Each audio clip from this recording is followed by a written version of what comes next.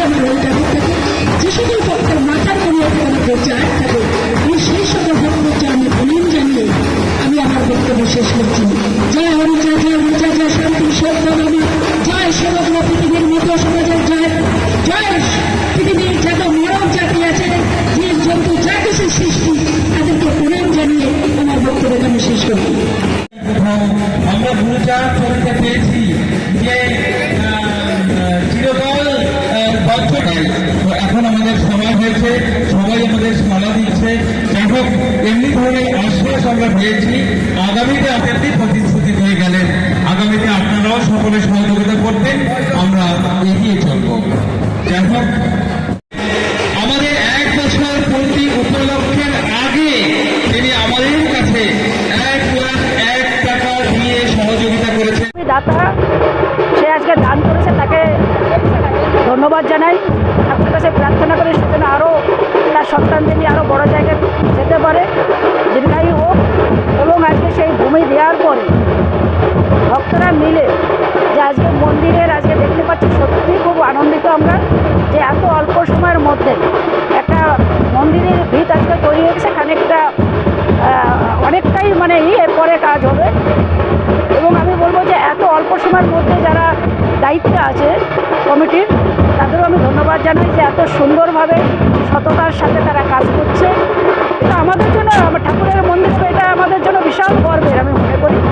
এবং মতুয়াদের কাছে এখানে এসে ঠাকুরকে রেখে এবং ঠাকুরের কাছে এটাই প্রার্থনা করি, ঠাকুর যেন এখানে প্রতিষ্ঠিত হয়ে ভক্তদের কামনা বাসনার জন্য পূর্ণ করে। সামনে আসন্ন বিধানসভা নির্বাচন এবং মতুয়াদের নিয়ে অনেক রাজনীতি হয়েছে, এসআইয়ের চূড়ান্ত পর্যায়ে খসড়া বেরোতে চলেছে, কি বলবেন এই দশক? যে মতুয়ারা যে ভরসা করে, যে বিশ্বাস করে আজকে বিজেপিকে ভোট দিয়েছিল, যারা সিএতে নাগরিকত্ব দেবে বলে, কিন্তু তারা দেয়নি এবং তাদের আরও বিপদে ফেলে দিল।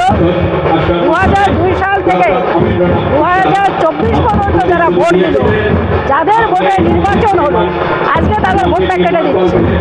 তো আমরা বলবো একটা ভয়াবহ পরিস্থিতি আমরা আসি, আতঙ্কে আসি। এটা তারা আজকে বুঝতে পারছে, মত ধর্মের মানুষরা, বিশেষ করে যত বুথ যেখানে যেখানে পশ্চিমবাংলায়, একমাত্র পশ্চিমবাংলায় এটা হচ্ছে। 11টা ডকুমেন্ট চাইছে, অন্য কোথাও না, অন্য স্টেটে কোথাও চাইনি। এবং মতদের ভোটটা কেটে দেওয়ার জন্য যে পরিকল্পনা করেছিল সেটা ওরা করে নিয়েছে। তবে এইটুকু বলবো যে মতদের এখন তারা বুঝতে পেরেছে যে আজকে তাদের পাশে কারা দাঁড়িয়েছে এবং কারা তাদের জন্য লড়াই করছে।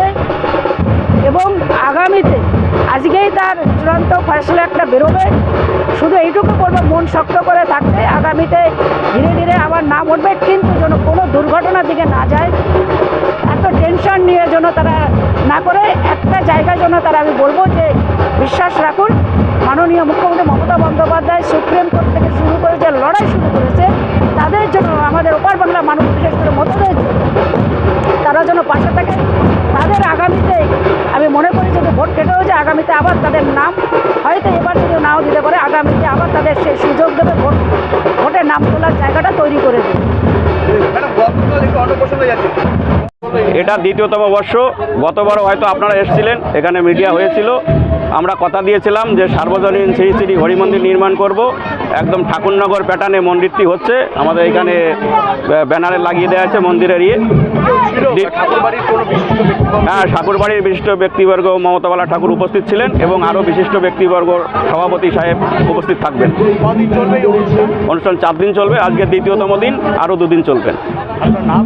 সমীর সমাজদার, শ্রী শ্রী সার্বজনীন হরি মন্দির কমিটির সম্পাদক, সিলিন্দা 2, ঘোড়ামারা গ্রাম। এরা বিশ্বাস করে।